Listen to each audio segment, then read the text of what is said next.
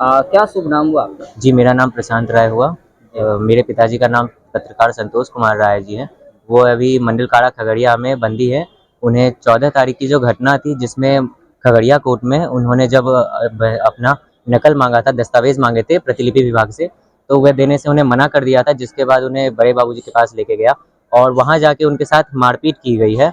और उस मारपीट की सूचना जब हमने पुलिस थाने में दी तो उसके खिलाफ कोई कार्रवाई नहीं की गई और उसके बाद वही पुलिस थाने की आती है और हम गिरफ्तार करके लिए जाती है मेरे पिताजी को। अनशन पे क्यों बैठे हुए हैं 13 दिन? जी, क्या वजह? मेरे पिताजी 13 दिन हो चुके हैं, 13 दिनों से अनशन पर बैठे हुए हैं, उन्होंने अन्न का एक दाना भी नहीं खाया है और उनकी माँग ये है कि जो ये घटना हुई है 14 तारीख की, ये जो मामला हुआ है, इसके ऊपर सही जाँच हो, सही तरीके से कार्रवाई की जाए, क्योंकि जो चित्रगुप्त नगर थाना की पुलिस है, उन्होंने सही कार्रवाई नहीं की है। केवल मेरे पिताजी के ऊपर जो एफआईआर है, उसको लेके उनके ऊपर कार्रवाई की है और उन्हें जेल भेज दिया गया अच्छा, है। ये जो नकल मांगने की जो प्रक्रिया है, ये क्या मामला है?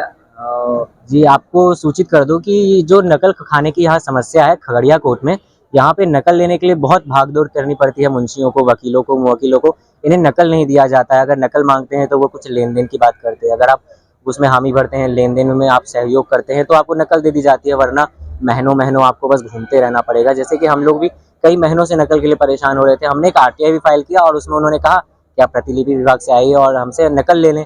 फिर हम उनकी तारीख थी 14 तारीख को, उन तारीख में उन्होंने हाज़िरी दी है। उसके बाद में उन्हें सूचना मिली कि आप प्रतिलिपि विभाग से लीजिए नकल, और नकल माँगने गए, उसी में ये सारे मामला हुआ है और मारपीट की गई उनके अच्छा, तो साथ। नकल के लिए जब नकल आपको नहीं मिले, तो संतोष राय जी उनको नकल जब नहीं मिली तो फिर वो आगे हाई कोर्ट को या सुप्रीम कोर्ट को पत्र भी दिए थे, आरटीआई भी मारे थे, आवेदन उन्होंने भी मारे थे? उन्होंने उन्होंने डिस्ट्रिक्ट जज साहब को और काफ़ी कई अधिकारियों को इस मामले की सूचना भी दी गई है कि यहाँ पे नकल की व्यवस्था सही नहीं है। यहाँ पे एक हेल्प डेस्क होना चाहिए जहाँ पे मुंशी लोग या फिर ये मुवक्किल सभी अपनी नकल की वो एप्लीकेशन दे सके, नकल ले सके आसानी से और बिना लेन-देन की प्रक्रिया के जल्दी से जल्दी नकल मिल सके। लेकिन इसके ऊपर कोई कार्रवाई नहीं की गई, उनकी आवाज़ कोई सुनी नहीं कहीं और बस नकल खाने में अभी मामले ऐसे चल रहे हैं, वो अपनी गुंडागर्दी करते हैं, मारपीट हो जाती है, उसके बाद कोई सुनता नहीं है। जी, श्रीमान से निवेदन है कि आप मुझे ये बताएँ कि ये व्यवहार न्यायालय जो है, इसे व्यवहार न्यायालय क्यों किया कहा जाता है? सिर्फ़ न्यायालय क्यों नहीं? यहाँ तो व्यवहार तो बिल्कुल दिखता नहीं है। जो सरकारी कर्मचारी हैं, उन्हें का एक व्यवहार होना चाहिए, उन्हें समझना चाहिए, सही से कार्यगत करना चाहिए, सही से अपना कार्य करना चाहिए। यहाँ व्यवहार जैसी कोई चीज़ तो दिखती नहीं है, केवल न्यायालय है। यहाँ पे व्यवहार के बिना बस सब लोग ऐसे घूम रहे हैं, सब अपनी गुंडागर्दी करते ही रहते हैं। तो ये व्यवहार न्यायालय कहलाने के योग्य तो बिल्कुल नहीं है। तो क्या मांग करना चाहेंगे जो हाई कोर्ट के जो जज हैं या सुप्रीम कोर्ट के जो न्यायाधीश हैं, उनसे क्या मांग करना चाहेंगे? मेरा माननीय न्यायालय सुप्रीम कोर्ट के न्यायाधीश से ये मांग है कि यहाँ पे एक नकल की सही व्यवस्था होनी चाहिए। यहाँ जो कार्य है, यहाँ पे उसको सही तरीके से करने के लिए थोड़ी सख्ती की ज़रूरत है। यहाँ पे जो कर्मचारी लोग हैं, उनकी गुंडागर्दी इस तरह से नहीं चल सकती है कि वो कोई भी लेन-देन की प्रक्रिया में अपना उल्ले कहें कि हमें लेन-देन करना है, हमें पैसे चाहिए, ये चाहिए, या फिर आपको बस घुमाते रहें महीनों-महीनों तक, ये सही अच्छा, व्यवस्था नहीं नकल है। के लिए कोई समय पाबंदी है? जैसे आरटीपीएस में आप ऑनलाइन करते हैं, तो एक समय अनुसार से 9 दिन या 8 दिन या समय दिया जाता है कि इस दरमियान में आपको नकल मिल जाएगी। जी, तो 9 दिन 8 व्यवहार दिन। न्यायालय में कोई मापदंड की प्रक्रिया अपनाई गई है इस संबंध में? जी, हमें तो नहीं लगता, हमें तो बस महीनों-महीनों तक घुमाया गया है। हम तो 2-3 महीने घूमे नकल के लिए। हुँ। अभी तक हमें उसके बाद भी नकल नहीं मिली है। हम समय का क्या ही बोलें। हमें तो लग रहा है 2-3 साल लग जाएँगे अब हमें नकल मिलते-मिलते। और यहाँ पे उन्होंने अपनी गुंडागर्दी से एक नया केस कर ही दिया है। वो अपने ताकत का गलत उपयोग करते ही हैं। तो हमें नहीं लगता कि कोई समय की बात है। 2-3 साल आप रुक जाइए, आपको नकल मिलेगी। बस वही मेरे को लगता है मंडल उनका है। कारागार खगड़िया में जो संतोष राय जी हैं, जी। उनकी तबीयत कैसी है? क्या? जी, आज हम मुलाकाती में उनसे मिलने के लिए गए थे उस दिन में। तो हम जब उनसे मिले तो उनका शरीर जो है वो बिल्कुल आधा हो चुका है।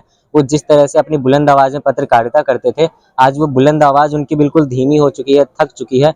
हमें उनकी आवाज़ सुनने के लिए कान लगाने पड़ रहे थे, बार-बार उन्हें कहना पड़ रहा था। उनका चेहरा बिल्कुल सूख चुका है, शरीर बिल्कुल सूख चुका है। आज 13 दिन हो चुका है। आज 13 दिन हो चुका है, उन्होंने अन्न का एक दाना भी नहीं खाया है। और ये मामला ऐसा है कि अभी तक खगड़िया में आधे से ज़्यादा लोगों को मालूम भी नहीं होगा। क्योंकि मंडल कारा खगड़िया में जो जेलर साहब हैं, वो इस बात को बाहर निकलने ही नहीं देते हैं। बाहर जेल से बात आएगी नहीं, उनकी आवाज़ नहीं आएगी, तो कैसे वो आवाज़ पहुँचाएँगे? वो अनशन पे बैठे हैं, अंदर ही अंदर उनकी तबीयत खराब होगी, वो कह देंगे कि उनकी तबीयत खराब हो रही है, ये है। पर अगर उनका अनशन का कोई मतलब नहीं है, अगर आप लोगों तक आवाज़ ना पहुँच पाए, तो यही मेरी माँग रहेगी कि उनकी आवाज़ बाहर ज़्यादा से ज़्यादा लोगों तक पहुँच जाए। उनकी माँग ये है कि जो ये मामला हुआ है, इसकी सही जाँच हो, उन्हें आश्वासन इस बात का चाहिए, तब वो अगर अन्न का दाना खाएँगे, अनशन तोड़ेंगे।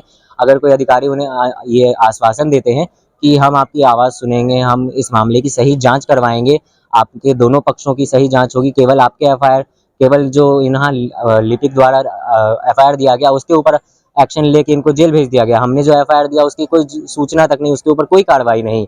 ये कहाँ का न्याय हुआ? ये बिल्कुल न्याय नहीं हुआ। हमारी कोई पक्ष नहीं सुनी गई। हमसे डीएम साहब से हमारा उनका आवेदन है कि अगर डीएम साहब इस बात का आश्वासन देते हैं तो वे अपना अनशन तोड़ देंगे और इस ये लोग शांति से अपना लड़ेंगे।